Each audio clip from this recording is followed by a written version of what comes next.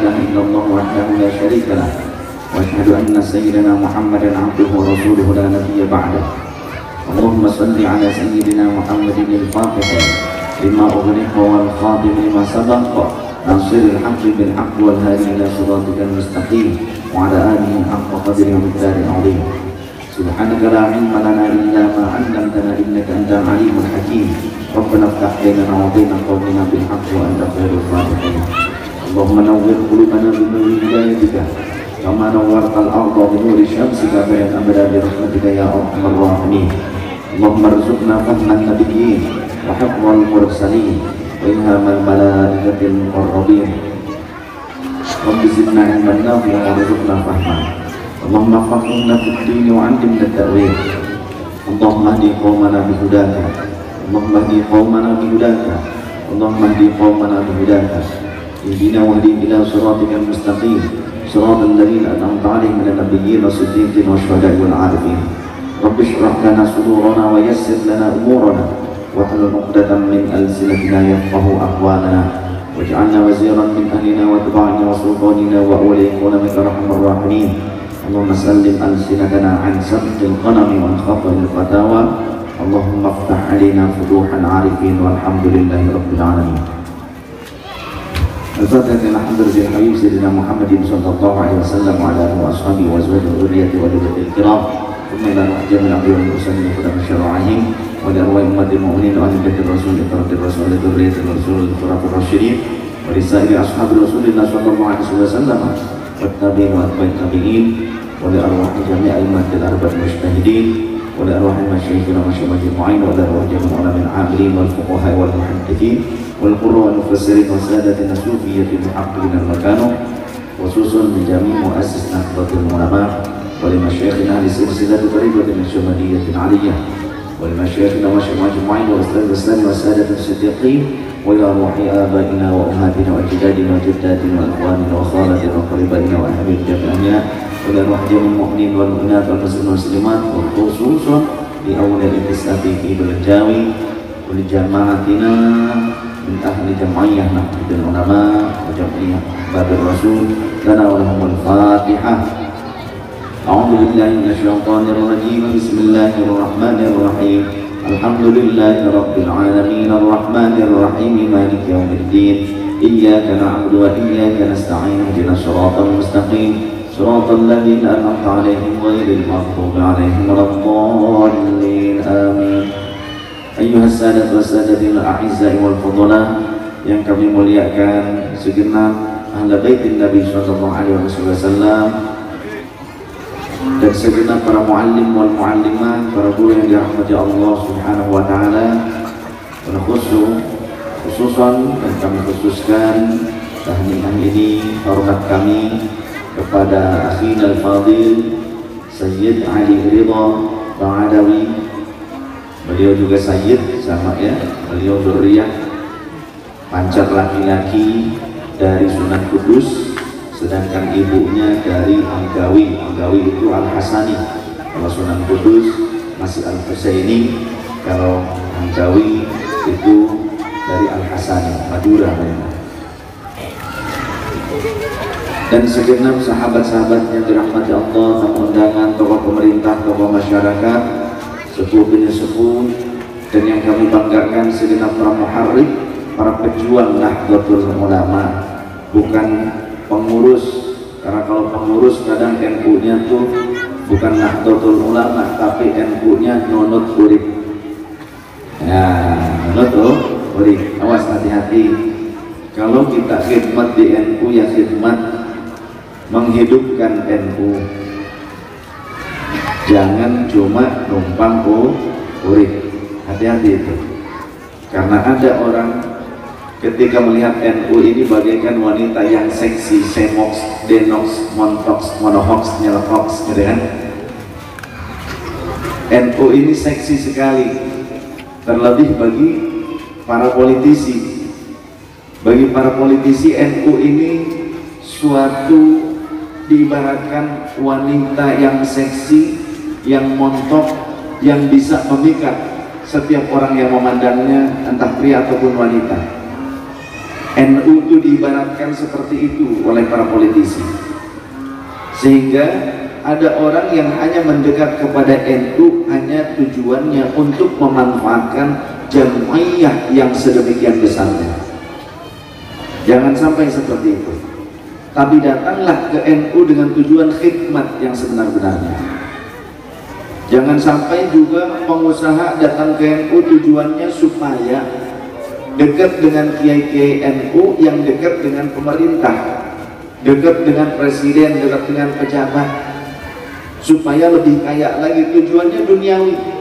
Jangan seperti itu. Contohlah Mbah Wahab Asbullah. Mbah Wahab Asbullah itu aghnia, orang kaya, tapi beliau rela menghabiskan hartanya, rela mengorbankan walaupun nggak sampai habis, karena hartanya banyak sekali, tanahnya aja ngaplang-ngaplang gitu kan. Yang ulama ya agniya, saudagar juga beliau itu. Beliau gunakan hartanya tidak hanya sebatas ilmunya saja, beliau dakwahkan, beliau berikan kepada umat, kepada masyarakat, tapi beliau jadikan pula hartanya, jadikan harta tersebut sebagai bekal untuk perjuangan dan bahkan juga untuk membangun jamaiyah Nahdlatul Ulama. Oleh karenanya menjadi ulama itu tidak gampang, tidak mudah. Tidak hanya berbekal kain panjang diikat di kepala jadi imamah, tidak hanya berbekal uang beli gamis kemudian dipakai kemudian jadi ulama, tidak hanya berbekal beli jubah kemudian dipakai kemudian dianggap ulama, tidak demikian. Maka ulama itu warasatul anbiya.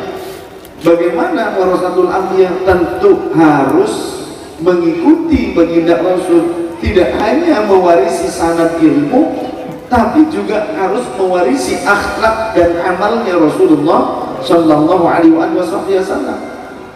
Kenapa demikian? Karena ilmu bila amalin, ilmu tanpa amal itu kosong.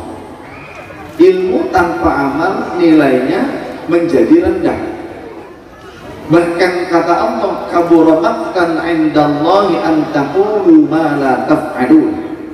Sangat besar kemurkaan Allah kepada orang yang hanya bisa menyampaikan, ini loh agama seperti demikian, nasihat-nasihat diniyah, ini loh syariat, kata Allah, kata Rasul demikian, tapi dia tidak mengamalkannya, justru malah condong untuk bertentangan atau hanya menggunakan agama sebagai kedok belakang, yang ujung-ujungnya tujuannya hanya kekuasaan, hanya kekayaan, harta, bahkan menggunakan agama sebagai sebuah alat untuk memprovokasi umat.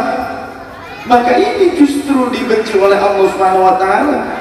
Bahkan sejak zaman dahulu sudah ada kejadian seperti itu, menggunakan dalil agama tapi untuk memprovokasi. Sehingga di abad kelima Al-Imam Ibn Rushdi beliau berkata, membuat pernyataannya ironi itu sindiran. Idza aradta an tatahakama fil jahili fa'alik an taghrifa kull batilin bi dhinabi dinihi. Jika engkau ingin menipu orang-orang awam, menguasai orang-orang bodoh, maka balutlah setiap perkara yang batil dengan dalil agama, maka mesti orang awam akan ikut kalian. Ini digunakan oleh orang-orang yang berebut kekuasaan di zaman dulu. Naikin dikit dulu. Di zaman dulu sudah seperti itu, dan terus yang namanya sejarah itu akan terus terulang. Maka kita saksikan saat ini pun demikian. Ada orang menggunakan dalil-dalil, menggunakan ya yang tampaknya seperti syariah, tapi tujuannya untuk apa? Nyari duit. Bahkan pakai nasab, tujuannya untuk nyari duit. Maka tolong kita, saudara-saudaraku, murnikan, upayakan.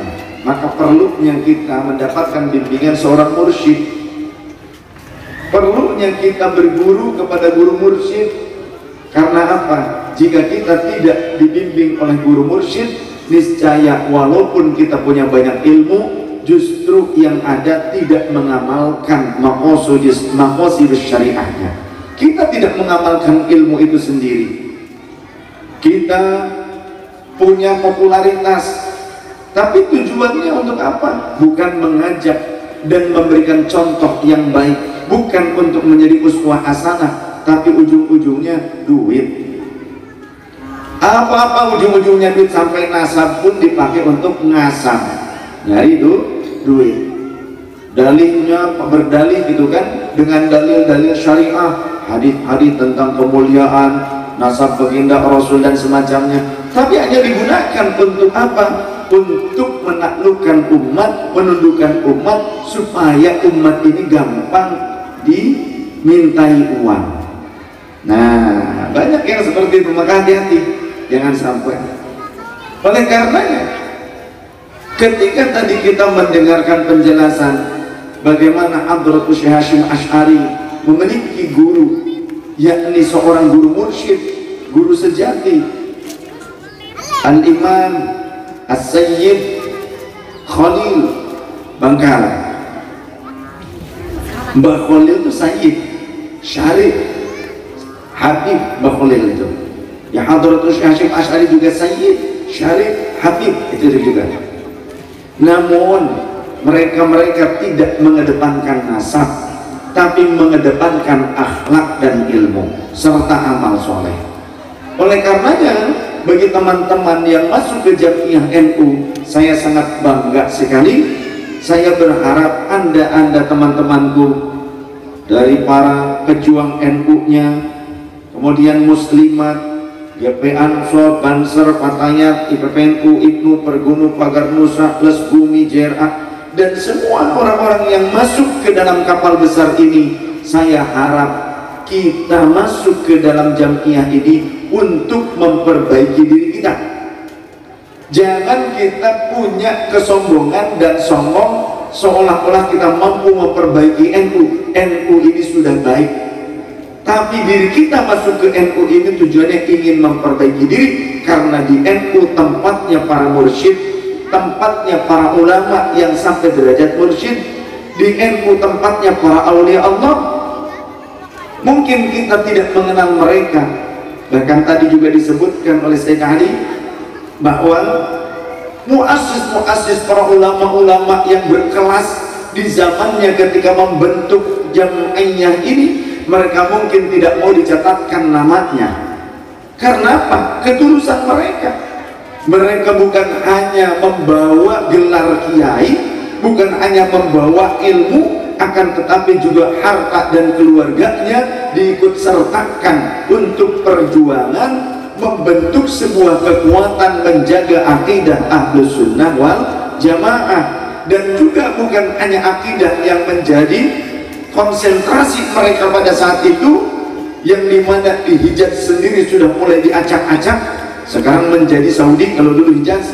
Tapi di Indonesia juga kita sedang menghadapi para penjajah. Maka hadirnya lahirnya Nahdlatul Ulama sebagai sebuah upaya nyata dari para ulama dan santri untuk menjaga akidah Ahlus Sunnah wal Jamaah dan mengusir para penjajah supaya kita ini merdeka. Agar apa? Jika kita merdeka, maka pengamalan Ahlus Sunnah wal Jamaah tentu dengan serta-merta kita akan bebas mengamalkannya. Tapi jika negeri kita masih ada pada rongrongan dan kekuasaan para penjajah, maka bagaimana mungkin kita bisa mengamalkan syariat dengan penuh ketentraman? Yang ada malah diburu dan dilarang. Alhamdulillah sudah dibuktikan Nahdlatul Ulama ini berperan untuk itu semua, menjaga akidah Ahlus Sunnah wal Jamaah dan juga memerdekakan Nusantara yang kemudian menjadi sebuah negara kesatuan Republik Indonesia. Karena 17 Agustus 1945 itu bukan kemerdekaan negara Indonesia, bukan, tapi kemerdekaan bangsa Indonesia. Belum ada negara Indonesia saat itu. 17 Agustus 1945 itu proklamasi kemerdekaan bangsa Indonesia, bukan negara Indonesia. Baru tanggal 18 Agustusnya dibentuklah Negara Kesatuan Republik Indonesia, baru jadi Republik Indonesia. Oleh karenanya, siapapun yang menjadi pejabat di saat ini, menjadi perangkat negara, jangan songong, jangan baru datang ke ulama, ke kiai pada saat mau nyalon doang, gitu kan? Jangan hanya memonopoli umat masyarakat bangsa ini, putra putri bangsa Indonesia, sehingga kalau sudah jadi sebagai perangkat negara, anggota dewan, menjadi pejabat sipil di TNI, di Polri, kemudian justru malah melakukan hal-hal yang tidak terpuji, terlebih justru malah merugikan masyarakat. Dan yang tak habis pikir, ketika para ulama sudah mencatatkan sejarah dengan tinta emasnya, bagaimana para ulama sebelum kemerdekaan tiba, mereka berjuang untuk kemerdekaan bangsa Indonesia, kemudian membentuk negara pun ulama ikut andil. Bahkan yang mengistikharahkan Pancasila pun itu ulama, yakni Hadratus Syekh Hasyim Asy'ari. Bahkan ketika Indonesia sudah menyatakan merdeka, sudah memproklamirkan diri merdeka, Jepang masih ada di Indonesia dan belum mau angkat kaki dari Indonesia karena Jepang dibombardir, Nagasaki, Hiroshima dibombardir, sehingga kekaisaran Jepang berharap bahwa kekaisaran bisa selamat dari serangan sekutu. Bagaimana harapan mereka? Supaya dipindahkan sementara ke Indonesia, karena masih banyak pasukan Jepang yang dianggap kuat bisa mempertahankan kekaisaran itu adanya di Indonesia, karena sekutu sudah mulai membombardir wilayah Jepang. Lantas kemudian sekutu juga datang kembali ke Indonesia. Belanda mendompleng pasukan nikah pada saat itu. Ingin apa? Kembali merebut Indonesia yang sempat dikuasai dan direbut oleh Jepang. Ingin mengusir Jepang, tapi tujuannya membagi wilayah Indonesia untuk bagian Belanda. Karena Malaysia oleh Inggris, Papua Nugini oleh Portugis, dibagi-bagi seperti itu. Dan tidak mau adanya Asia Raya yang dipelopori oleh Jepang, karena nantinya akan menjadi rivalnya Eropa, rivalnya bangsa Barat. Bingung Bung Karno ketika pasukan nikah sudah mendarat di Indonesia, terlebih di daerah-daerah pelabuhan seperti di Surabaya. Bingung Bung Karno, satu sisi Jepang masih ada di Indonesia, tapi di lain sisi juga pasukan nikah datang. Bagaimana ini mempertahankan kemerdekaan? Maka Bung Karno sowan kepada Hadratus Syekh Hasyim Asy'ari sebelum tanggal 22 Oktober, yakni tanggal 17 September. Hadratus Syekh Hasyim Asy'ari menyatakan secara pribadi tentang fardu ain untuk seluruh putra putri Indonesia untuk mengusir para penjajah dan juga mempertahankan kemerdekaan Indonesia. Karena apa? Karena di akhir Agustus tentara Belanda yang mendompleng tentara Inggris mulai mengibarkan bendera Belanda bertepatan dengan ulang tahunnya Ratu Wilhelmina.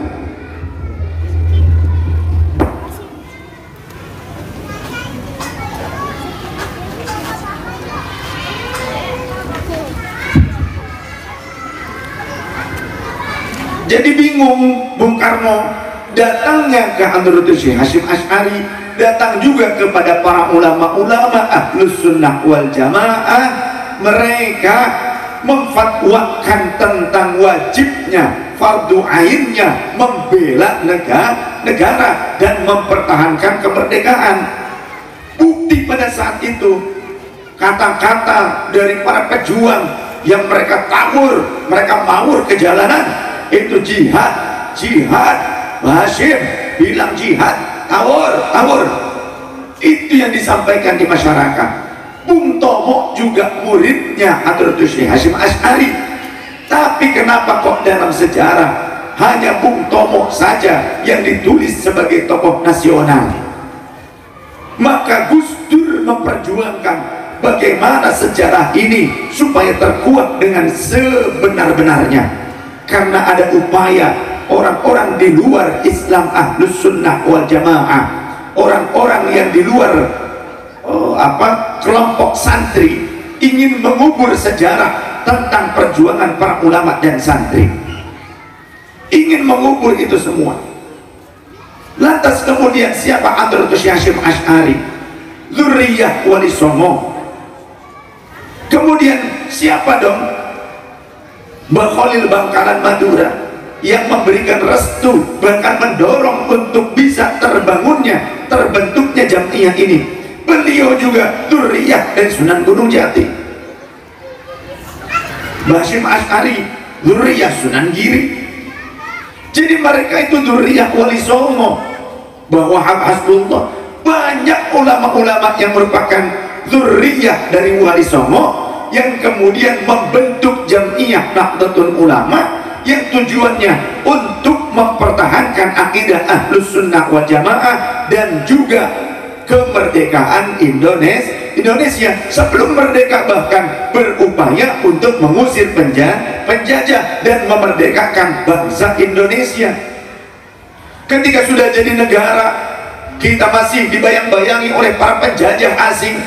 Maka NU kemudian secara resmi tanggal 22 Oktober menyatakan resolusi jihadnya agar semua bangsa Indonesia mengusir penjajah, melawan penjajah, dan menjaga kemerdekaan Indonesia. Lantas kemudian di waktu-waktu berikutnya yang mengisi kepemimpinan, ya, mulailah orang-orang yang bukan santri, bukan dari kalangan santri. Awalnya santri, Bung Karno sendiri santri. Bung Karno salah satu gurunya mbah saya, ayah dari nenek saya.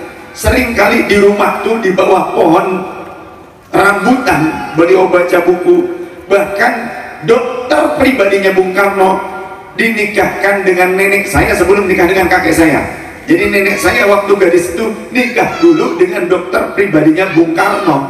Cuma gak lama karena selalu ikut berjuang pergi-pergi, akhirnya fasah, cerai, menikahlah dengan muridnya mbah, punya anak satu laki-laki, meninggal suaminya, baru menikah dengan kakek saya, punya anak 5 laki-laki semua. Nah, tapi banyak orang yang tidak tahu. Jadi sehingga kadang orang tahunya saya itu dari keluarga nenek saja. Akhirnya banyak orang yang menyatakan ini dari perempuan, padahal saya punya kakek juga. Nasab pancar ya dari kakek beda. Ya memang sama-sama ke Sunan Gunung Jati. Ya dari nenek mah ke Banten dulu, kalau kakek mah enggak ke Banten dulu. Jalurnya. Jadi dari 2 jalur. Nah kemudian waktu apa yang telah diupayakan oleh para ulama ketika Indonesia sudah bertahan. Bahkan awalnya Indonesia tidak punya tentara, Indonesia baru dibentuk TKR, Tentara Keamanan Rakyat. Itu dari kelaskaran, diantaranya Laskar Hizbullah, ya Banser ini sekarang itu. Dulu nggak digaji, baru tahun 1950 ya, ketika sudah dibentuk Tentara Nasional Indonesia, itu baru digaji. Dulu nggak digaji.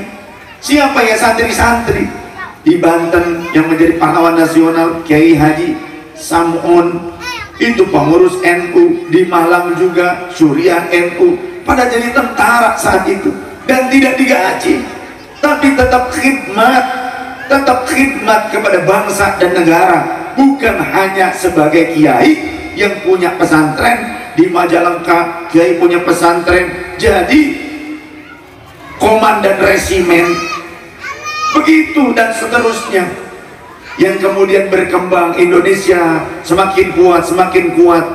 Tapi apa yang terjadi? Yang terjadi sempat ya, sebelum Gus Dur naik nih, ulama dan santri ini seolah-olah tidaklah pantas ada pada catatan sejarah. Bahkan kemudian ulama-ulama itu kembali ke pesantren tetap ngajar. Santri-santri yang begitu pula dengan urusan-urusan dakwahnya, tidak terlalu intens dengan politik, tidak terlalu intens dengan pemerintahan, dengan kekuasaan. Maka orang-orang yang di luar santri, orang-orang yang bukan santri, yang kemudian maju menjadi anggota dewan, menjadi para pemimpin, nyalon ini itu lain sebagainya. Namun kadang yang jadi miris buat saya, mereka-mereka yang bukan santri hanya datang ke kiai di saat mau nyalonnya doang. Datang ke kiai hanya pada saat mau nyalon jadi anggota dewan, hanya di saat mau nyalon jadi kepala desa, jadi bupati, wakil bupati, ingin diangkat jadi wali kota, kan ASN kalau, tapi kan datangnya ke kiai tetap minta doa. Ingin diangkat jadi camat, walaupun ASN tidak ada pemilihan, tapi kan datangnya ke kiai, karena kiai mungkin kiai ini juga dipandang ya nasihatnya oleh pimpinan-pimpinannya, oleh bupati lah, oleh siapa gitu kan. Jadi datang minta doa. Yang mau jadi gubernur, mau nyalon gubernur, wakil gubernur, datang ke kiai. Tapi apa yang terjadi ketika mereka sudah jadi pejabat, termasuk juga ada yang saya mau datang ke kiai, mau apa, minta doa, minta dukungan, mau daftar jadi anggota Polri, TNI, jadi ASN, jadi PNS, minta doa, minta dukungan dan sebagainya, pokoknya supaya mudah. Tapi ketika sudah jadi, mohon maaf, apa yang diperjuangkan oleh para ulama dikhianati. Apa yang diperjuangkan oleh para ulama dikhianati, termasuk di saat-saat ini, di tahun-tahun saat ini, di masa yang sudah masa reformasi. Para ulama berupaya untuk menenangkan umat, menenangkan rakyat, menenangkan masyarakat. Terlebih di saat pilpres terjadi polarisasi agama pada saat itu, polarisasi di tengah-tengah masyarakat. Kiai, kami ini para ulama berupaya menenangkan masyarakat, langsung di grassroots berhadapan dengan masyarakat yang saling bertikai hanya karena beda pilihan presiden, hanya karena beda politik, pandangan politik. Masyarakat demikian, bahkan para ulama kita menjadi tameng untuk tetap berdirinya republik ini, untuk tetap para pejabat itu tetap duduk di kursinya mereka. Tapi apa yang terjadi? Para ulama ini langsung ke masyarakat, langsung di bawah, bahkan di antara kami ini dijadikan target pembunuhan. Saya begitu, apa Lutfi seperti itu, Abu Yamuh tadi seperti itu. Ada yang dijadikan target pembunuhan, bukan katanya. Dan itu sudah terjadi, upaya-upaya itu sudah terjadi. Gus Muwafiq, Laksana, yang lainnya juga sama. Untuk apa kami ini ingin merawat kebangsaan? Tugas kami menenteramkan masyarakat.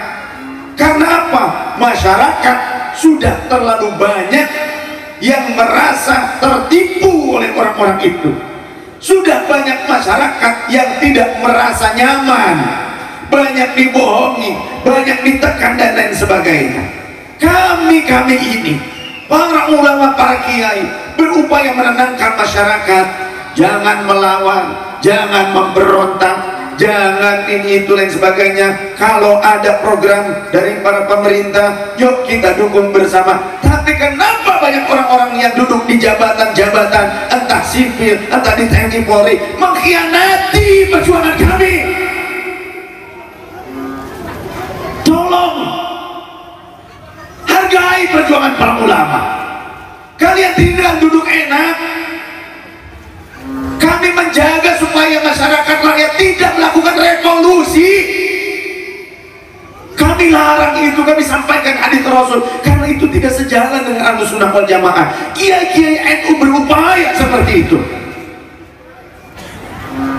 tapi kok ya orang-orang yang sudah duduk menjadi perangkat negara hanya mau datang kepada para penjilat. Mereka sudah melupakan perjuangan para ulama-ulama ini dan mengkhianati. Justru kita susah payah memahamkan masyarakat supaya sinergi dengan pemerintah, ya kan, supaya sinergi dengan para pejabat. Yo, program-programnya kita bantu bersama, tapi ya dikorupsi. Makanya satu, saya bilang, apa cara yang paling tepat supaya Indonesia selamat? Caranya harus ada hukuman mati ditegakkan bagi para koruptor. Setuju tidak? Hanya itu. Sok mau koprok-koprok, saya tanggung jawab.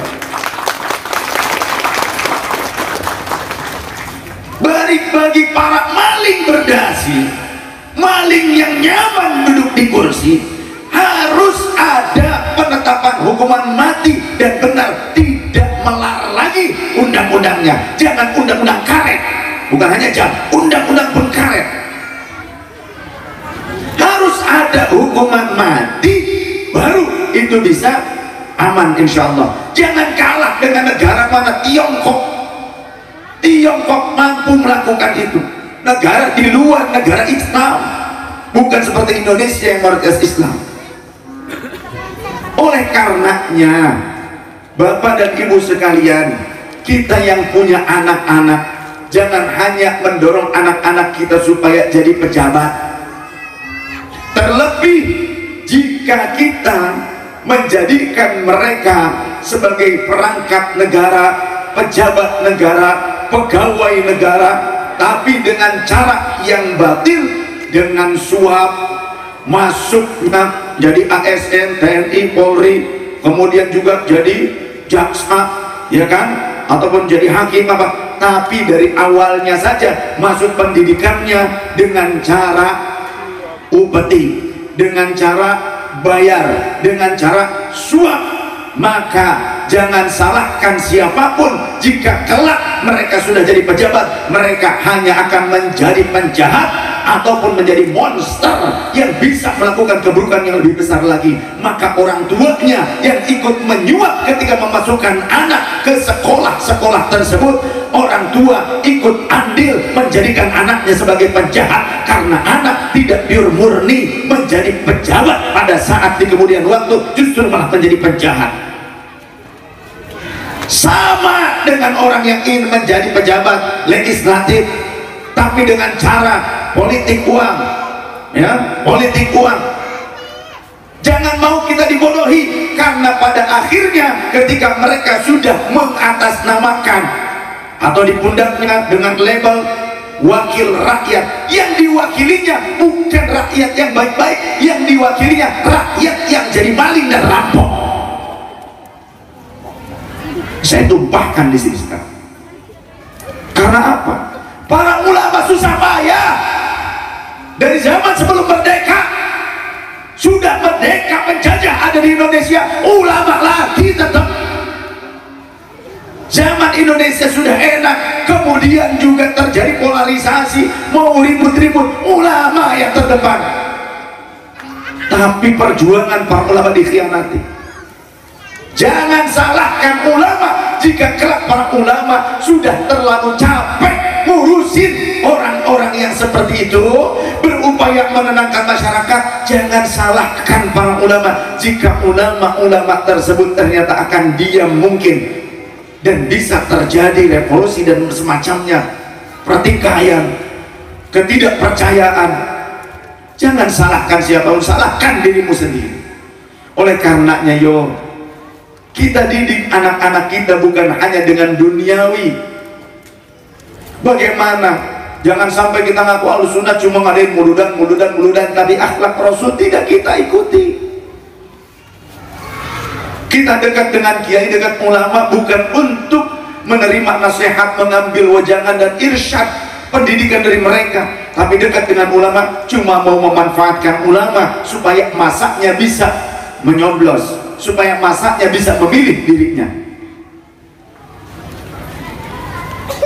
Maka adanya muludan, tasyakur bi maulidir Rasul, tasyakur bi maulidir Rasul, itu sebagai apa? Sebuah refleksi tentang akhlak Rasulullah Sallallahu Alaihi Wasallam.